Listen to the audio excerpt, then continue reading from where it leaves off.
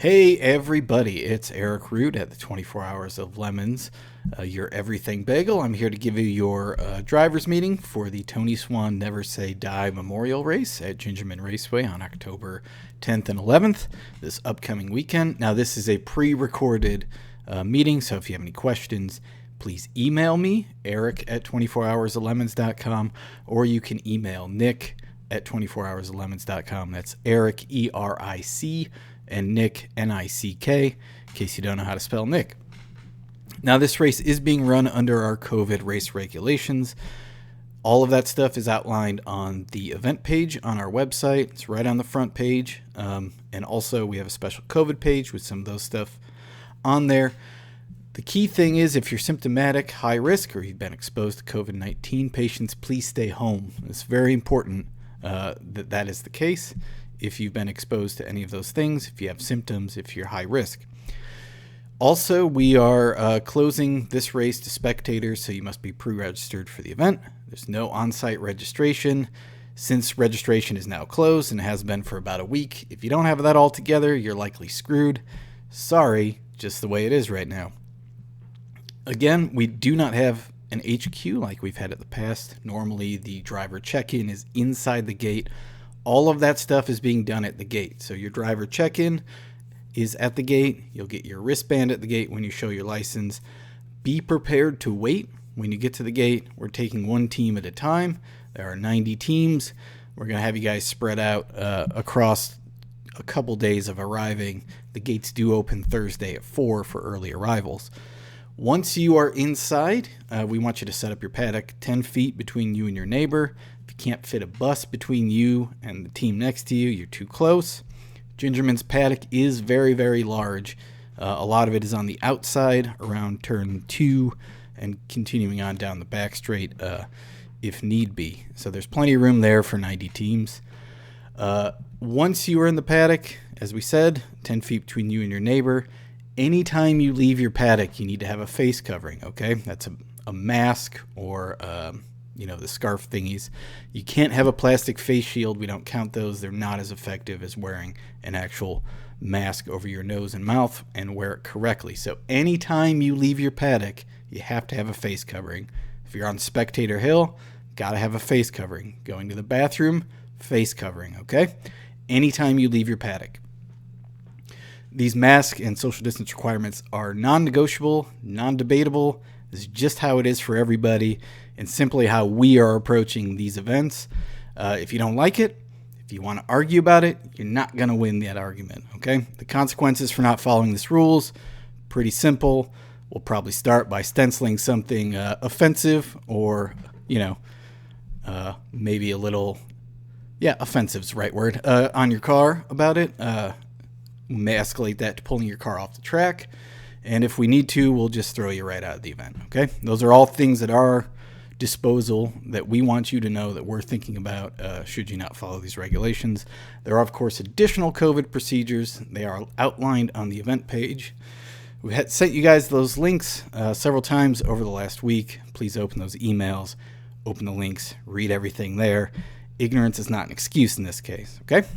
Again, I said the gate time for Thursday arrivals is 4 p.m. We will close the gate to new arrivals at 10 p.m. Okay, so you must arrive if you're coming Thursday between 4 and 10.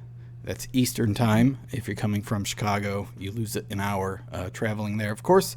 So if you do not have your wristbands and you're not checked in by 10, you're going to have to wait till Friday morning, okay? So if you're not going to make it by 10, just go get some sleep, come around the next morning.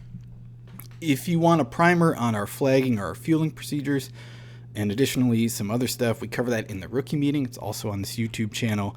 Even if you've raced Lemons a bunch, watch that. It's a nice refresher. It'll get you up to speed. This weekend it's going to be unseasonably warm as well, so one of the things we always want people to make sure they're doing is drinking a gallon of water per day. That's 1 gallon per person per day. Make sure you're eating some food as well. It's easy to get lost in the weekend and forget to do these basic things. On to the very short bit of actual driver's meeting. What we want to see on the racetrack is you guys to drive cooperatively, work together on the track. It's a long race.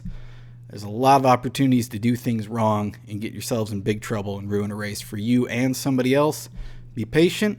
Just get yourself through the time in the car without much strife. Everybody's going to be better off for it. Enjoy yourselves.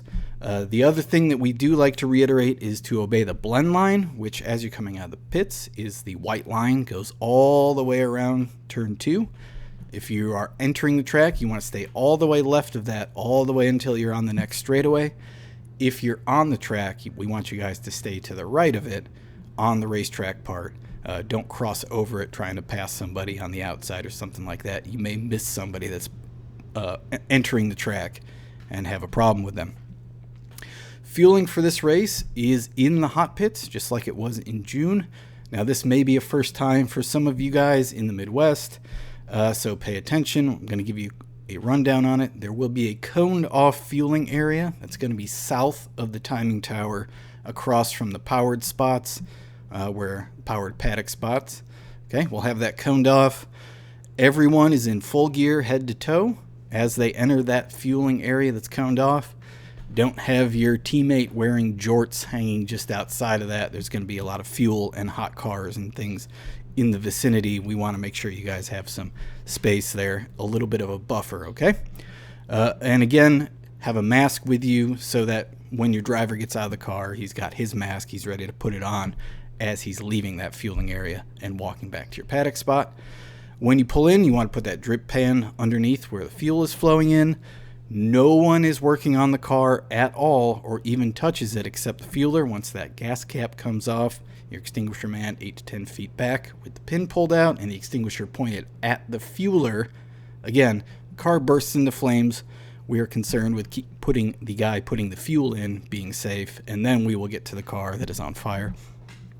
Again, no other work on the hot pit may be done except for fueling and refilling your ice in your cool suit box. And of course, doing a driver change also allowed. All this, again, is covered more in depth in the rookie meeting. You can go watch that video. If you do not wish to use the hot pits at this race, you may fuel from the track fuel pumps. Notice I said from the fuel pumps, not at the fuel pumps from a can. We always have people trying to do that. You can only put the gas from the gas pump in your car at the gas pumps.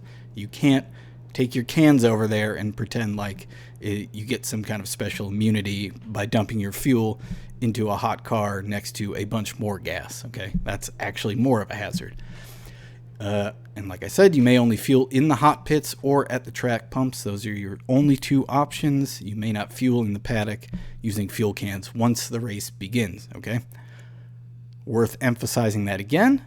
No fueling in the paddock like we've done in the past at Gingerman. It's all done in the hot pits or at the fuel pumps once the race begins. Speaking of the paddock speed limit is 10 miles an hour. It's very, very slow. We enforce this hard.